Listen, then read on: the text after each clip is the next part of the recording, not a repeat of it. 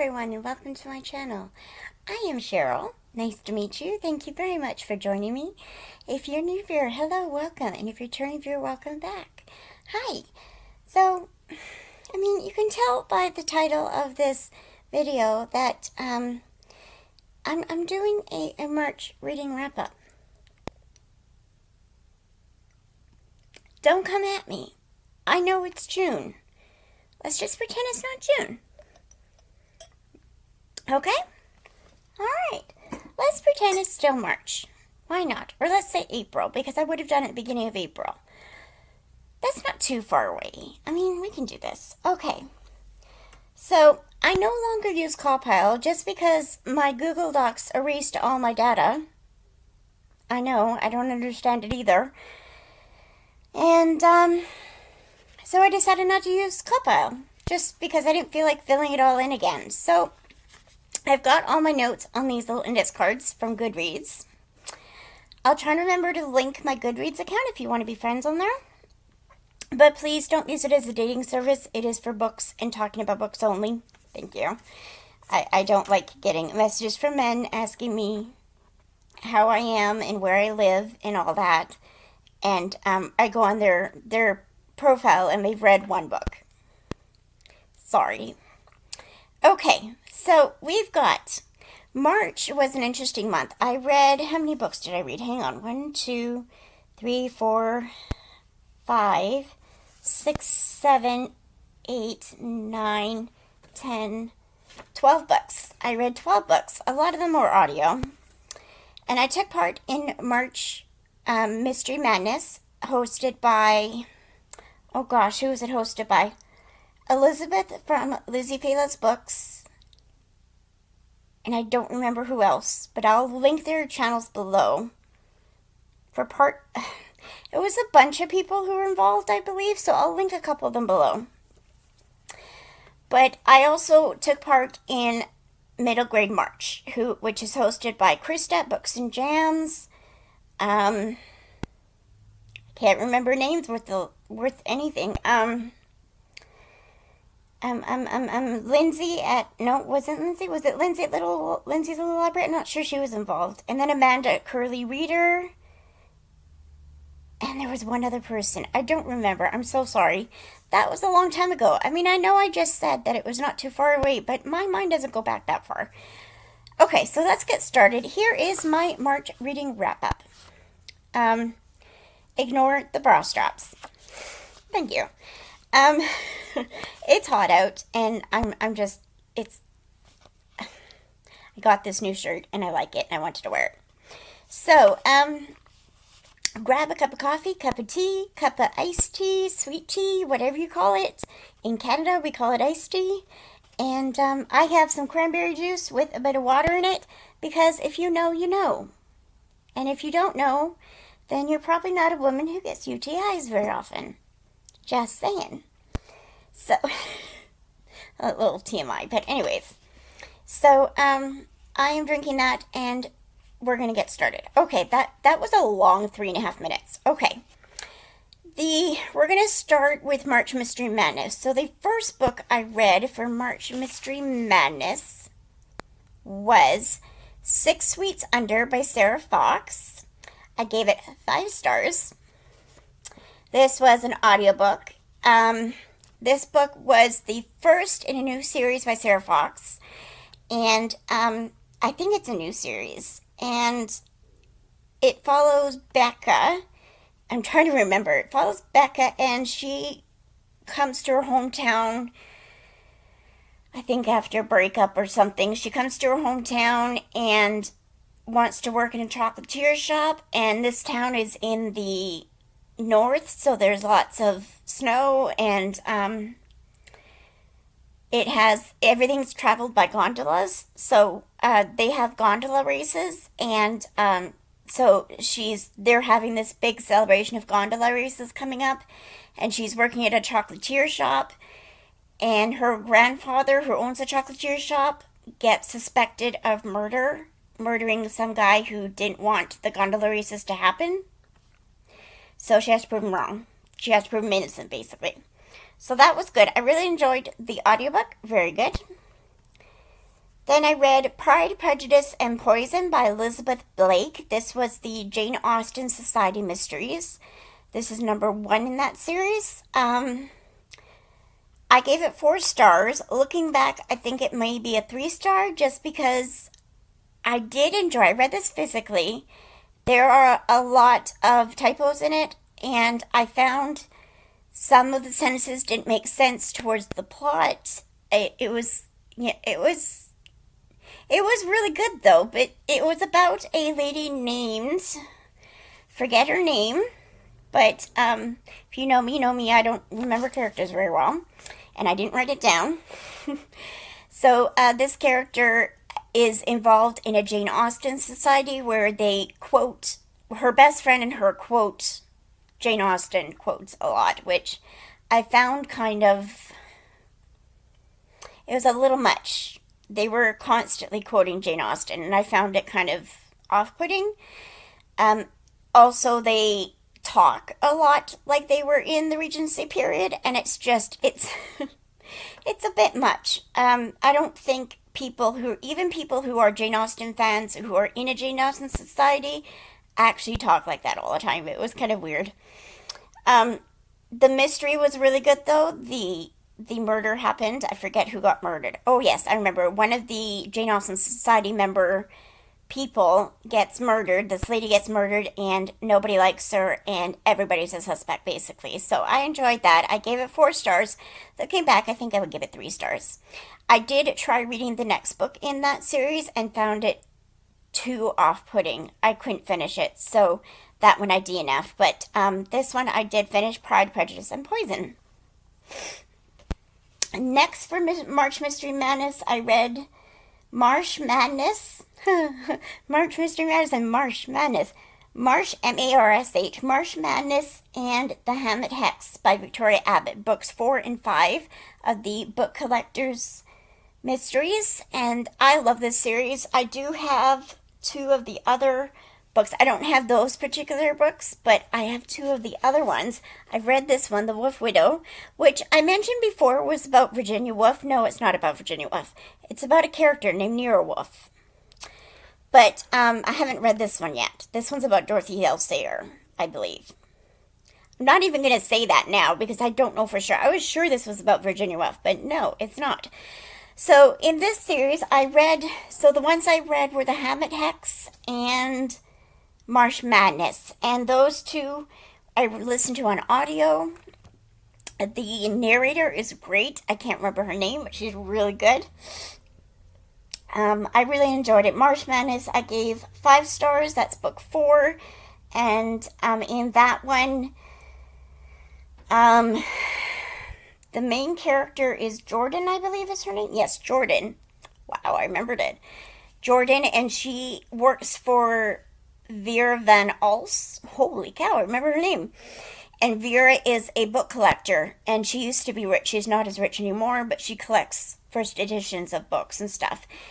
And Jordan, in the first book, which was the Christie Curse, was it the Christie Curse? I think it was. I'm not sure. It was a book about Agatha Christie, though. She becomes Vera's, what would you call her? Assistant, I guess? She goes and finds first editions and haggles the price and gets them for Vera and works for Vera. So in Marsh Madness, she oh my gosh, I'm so tired. I'm so sorry. Marsh Madness. Oh, I forget which one that was. Oh, yes. That is the one where, no, I can't remember, but it was really good. I gave 5 stars. I just don't remember exactly which. I'm getting them all mixed up in my head because I've listened to 5 of them, and I'm getting them all mixed up in my head. But I did really enjoy it. And then the Hammett Hex was book collection number 5, and in that one I remember because her and her police boyfriend went to San Francisco, and I loved all the talk about hotels and just traveling and stuff. That was fun. Oh, there's a bug in here. Sorry. Squirrel. Anyways, so they're in San Francisco, and there's another reason why her boyfriend, who I forget his name again, there's another reason why he's in town, and he tells her when they get there, and that involves a mystery that starts a mystery that they have to solve, and murder happens, and it's really good. I gave that one 4 stars. I don't know why, because I would think that was a 5-star, because I've given every other one 5 stars, but I gave it 4 stars. The next mystery I read was The Game is a Footnote by Vicki Delany. That is the Sherlock Holmes Bookshop number 8. This one follows, what's her name? I can't remember her name. No, I can't remember her name. The main character. And I'm really doing great, aren't I? The main character, I'll put the picture up here, of course, but the main character goes to, she is involved in, she's asked to go to Scarlet House, which is a historical site thing that the Historical Society in her little town looks after. It's a historical, like a house, an old house that they, like, give tours of and everything. And she goes there because someone asks her because they think there's a ghost there. So she goes there to prove that there's no ghost, and things happen, and she thinks there might be a ghost, but she doesn't really believe in ghosts, and then murder ensues, and it was really good. I gave that, 5 stars. Really enjoyed it. I think I read that physically and listened to the audiobook. I think I did both. Not at the same time. I don't do that, but I listened to part of it on audio and read part of it physically. And then there's one more from Marchmysterymadness, and that's Wine and Punishment by which is the Literary Pub Mysteries by Sarah Fox again. I don't have that particular book. That was book 1 of it, but I do have Through the Liquor Glass, Clary and Present Danger, and The Malt in Our Stars. So as you can tell, this series plays on famous books, which I found I really like bookish, cozy mysteries. I really enjoy them. So this series is by Sarah Fox. Again, it's called, what was it called again? Wine and Punishment. And this was book 1 of the Literary Pub Mysteries. And this book follows, I didn't write down her name again, follows her. Let's just call her. And she went back to her hometown and opened to a little town where she opens a literary pub. So it's a pub, but it has all its foods and drinks are based on literary terms, literary books, literature. That's the word I'm looking for, literature. And she has like not book studies. Oh my gosh, I'm so tired. Book clubs, things like that there. She has rooms that are literary filled. Like there's the Agatha Christie room, those kinds of things, right? And all of these are the Malt in Our Stars, and all those are all names of drinks. So I really enjoy that kind of twist on a cozy. And this book follows her.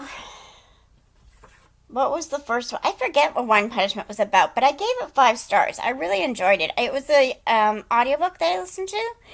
Really enjoyed it. I'm really looking forward to reading these 3 books. I did read another one of this series, but I think I read it in April. But I am looking forward to reading these. I'm really enjoying them.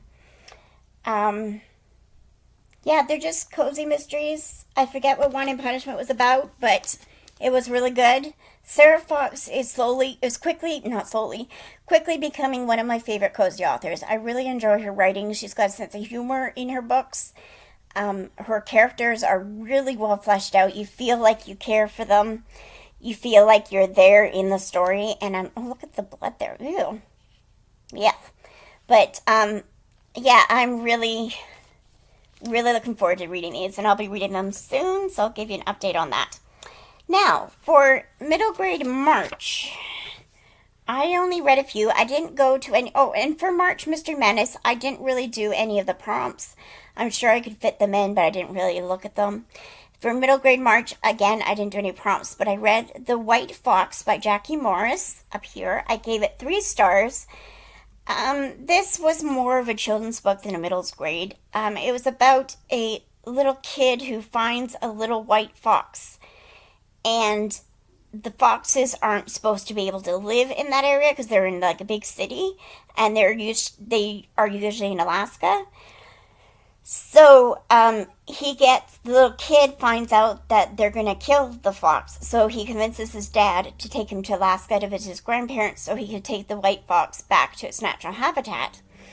And so his father agrees, and it's the boy's mother had died and recently, and so there's a bit of talk about grief, and the father didn't want to go back to Alaska because it reminds him of his wife, and um, they go to Alaska, and there's they are, I think there's some kind of, I think they're Inuit, are they? I think they're Inuit, but they might not be. Some, oh my gosh, I can't remember, some kind of race, obviously some race, because everybody has a race. um, I think it's Inuit, but I'm not sure. Don't quote me on that. But anyways, and so he goes back to his grandparents. He learns about his mom. He learns about um, the way they live and the way his mom used to live. He learns about some of the what am I trying to say? I don't know what I'm trying to say. He learns about how they live there and stuff. And he finds out how the fox got to where he lived, and it was just a really sweet story. I gave it 3 stars. I did like the pictures. The pictures were great. I loved the pictures. The story itself wasn't my favorite. It was pretty good though. I did enjoy it, and I do remember enjoying it. I just gave it 3 stars. I don't know. Maybe it's a 4 star. I'm not sure. That's the lowest I gave this month, so, or in March. Okay, I also read one of my favorite middle grades. That is Forget Me Not by Ellie Terry. This book, if you don't know, I have Tourette syndrome. And Forget Me Not is about a young girl. I think she's 11 or 12. And she has Tourette syndrome. She'd just been diagnosed recently. And her doctor had told her basically, don't tell anybody, don't tell your schoolmates, don't tell anybody you have Tourette's because they'll look at you weird if they know. So she moves with her mom to this new town, and she goes to this new school, and she tries to hide her tics. They're called tics. The noises and movements are called tics. And as soon as I saw that, I started crying because I know what it's like to try and hide your tics. I know how hard it is to hide your tics. I know that how you feel inside when you hide your tics, how much you need to do them then, how bad they get after you try to hide them. And so I knew what was coming, but I really enjoyed this book just because I felt seen. I felt like I was 11 again and being diagnosed with Tourette's. It was a really good book. It was well written. There was other disorders mentioned that are connected to Tourette's that I personally don't have, but it was interesting to see how they are connected to Tourette's. The author, Ellie Terry, also has Tourette's. She's in her 40s, I believe. And so I felt seen by her as well. I really enjoyed the book. I gave it 5 stars. It was really good. I really enjoyed the friendship she has with one of her friends. And it was beautiful, and it was about a boy. Her friend is a boy who likes her for who she is, although he gets peer pressured into not liking her, into thinking she's weird. And he doesn't think she's weird. He really likes her, but people are telling him, you can't hang out with her. She's weird, that kind of thing. And so I really felt that because I had friends do that as well. And unfortunately, I lost a lot of those friends. They didn't die. I mean, they weren't friends for me much longer after I got Tourette's, but I do have one friend that stuck by me that I met when I was 11, just before I was diagnosed with Tourette's, and we're still friends to this day. And she was wonderful, and I'm lucky to have had her in my life dealing with Tourette's. So I really love this book. It was really well done. The tics themselves were described really well, and I found myself doing my own tics when I was reading about them, but that's the way I am. When I hear or see someone do a tic that I have, I end up doing them, and I guess it's the same way when I read them. So, yeah, that was Forget Me Not by Ellie Terry, gave 5 stars. And then I read AGGIE Morton, Mystery Queen, number 4, The Seaside Corpse, by Marthe Jocelyn. I almost forgot her name. And this book I really enjoyed as well. It's not my favorite out of the AGGIE Morton Mystery Queen series. I did give it 4 stars, and the other ones I gave 5 stars. I read this physically. I did enjoy it, but it wasn't my favorite, like I said. This follows AGGIE Morton, who is a fictional character, but based on Agatha Christie as a child. And in this series, there's a lot of Easter eggs to do with Agatha Christie in the books. Sorry. And, one of them being her best friend is Hector Poirot. And, of course, that's what, when she grows older, is the inspiration for Hercule Poirot. So, that's kind of funny. And her Nana, who's very involved in the mysteries, is kind of like a Miss Marple. And I really enjoyed this book. I really thought it was really good. Or the series. This particular book I didn't enjoy as much. They go to Aggie and Hector go to a architectural site. And, no, that's not right. Not architectural. Is it architectural? That doesn't sound right. You know where they dig for old bones and stuff? What is that called? Whatever. They go to a site like that, and they're involved in earthing a big dinosaur, I think, or a big not a monster, not a monster, a big dinosaur, I think, and they're like learning how to dust all the bones and everything and all that. Well, anyways, there's a murder that happens there, and they try to solve it. I found that there's a lot of, I keep saying architectural, that doesn't sound right, but there was a lot of that science in the story, and I found that kind of boring. I think my niece would have really liked it because she went to that for school, but I didn't find it very interesting. But I did enjoy it. The mystery was good. And, yeah, I gave 4 stars. Sorry. And then, also for middle grade March, I read Otter by Katherine Applegate. Gave this 4 stars.